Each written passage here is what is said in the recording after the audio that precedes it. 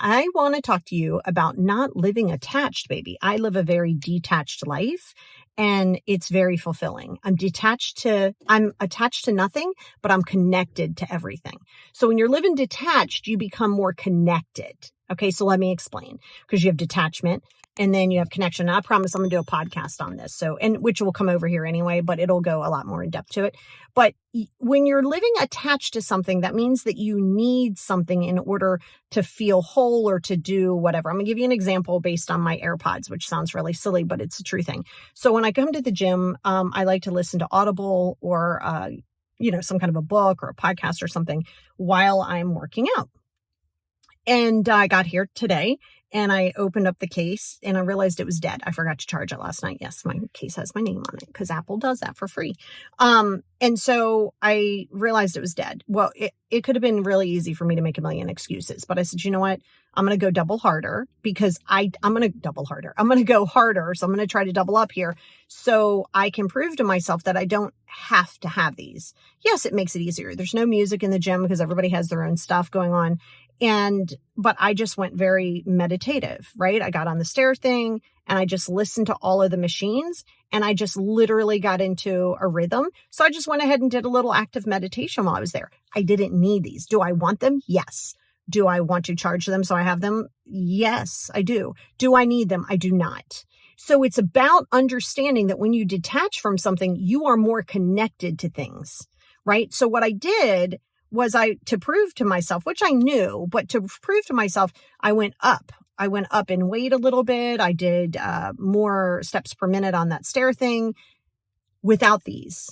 And not only did I have a really good workout, I had one of the best workouts I've had all week. Well, it's only my second one, but better than I did. And I didn't think that was possible on Monday, but I really upped it because I don't need these. And so you want to get very clear in understanding that the more that you are attached to something, the more that you're going to need that, right? So if you're attached to having people or a person or friends, you're longing for it, but because you're attached to it, well, that is going to be problematic because then if that goes away, well, then suddenly now you're spiraling. It's the same thing if you identify and get attached to a label, meaning like you're a CEO or a doctor, or a teacher or a mother or father or a parent or whatever the case may be. If you start getting attached to that label and attached to like the purpose to it, it's going to be problematic, right? So to live detached and to be connected is to appreciate things for the temporariness. You are temporary. They are temporary. Everything in life is temporary. So you enjoy it for what it is. You value it for what it is. You're still allowed to miss things. You're allowed to miss people. You're allowed to go, oh, well, I really like that. Wow, I miss that. You're allowed to do that, but you don't need that to survive. I mean, certain things you need. Water, oxygen, food. Got it. Okay. But that's not getting attached. That's just survival.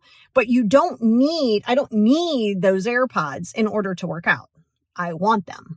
So when you get clear in the need and the want, it starts to identify where you're struggling to accept that your want is just a want, not so much a need. And while we are human creatures and we do require human interaction, you don't force human interaction, right? You don't hold on to people for the sake of holding on to them to say you have people. You don't go through the people-pleasing motion, your fawn response. You don't want to do that, right? Because now you're saying, I need them to validate me. So now think about this. You're attaching yourself to external validation because you're not good with validating yourself. But the reality is you are capable of validating yourself, right? Not everybody is going to validate you because they don't have to. Not everybody's going to validate you. You have to get through that.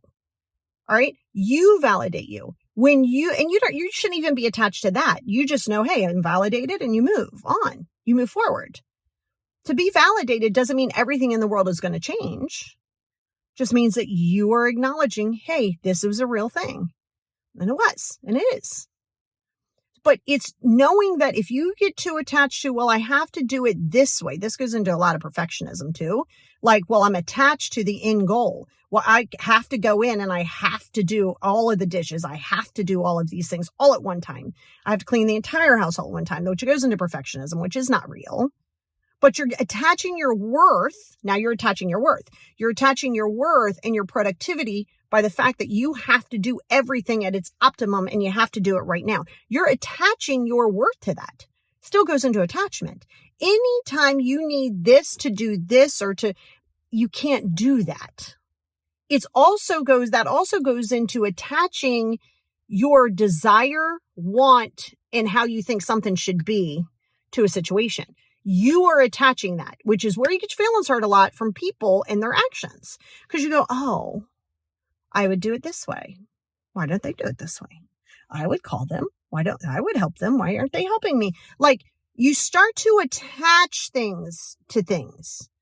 So the attachment isn't just towards people. It's towards things. It's towards animals. It's towards love your animals. Don't be attached to them. Love them. Value them. Be connected to them. See, the key word that you're looking for and the key action you're looking for is connection. Connection is not attachment. It is the exact opposite of that. To be connected to something is, I will accept this for what it is. Does it serve my best and highest good? Great. Does it not? Great. I'm going to do what I need to do. It's kind of sad that it doesn't work, but it is what it is, right? But if you're connected to it, you're connected to someone's authenticity. They're not going to always be the same as you. You don't want to hang out with people who are the exact same person as you. You don't. You do not. That's very narrow in thought, which is why that's one beautiful thing about the job that I do, because I have clients all over the world. So there's different religions, different belief systems. Oh my God, I love it because I get to see it. I get to say, oh, okay, that doesn't really resonate with me and connect with me, but I appreciate it connects with you. Or, hey, that sounds kind of interesting. Let me do a little bit more research on this. It opens you up to so many more opportunities. But if you're attached to just the family, just your job, just this, just that, just the animals, just this, no, don't get attached to property. Don't get attached to people. They are there and they are still their own energy. They are still their own entity. So to be connected is to appreciate them for who they are, not how you want them to be.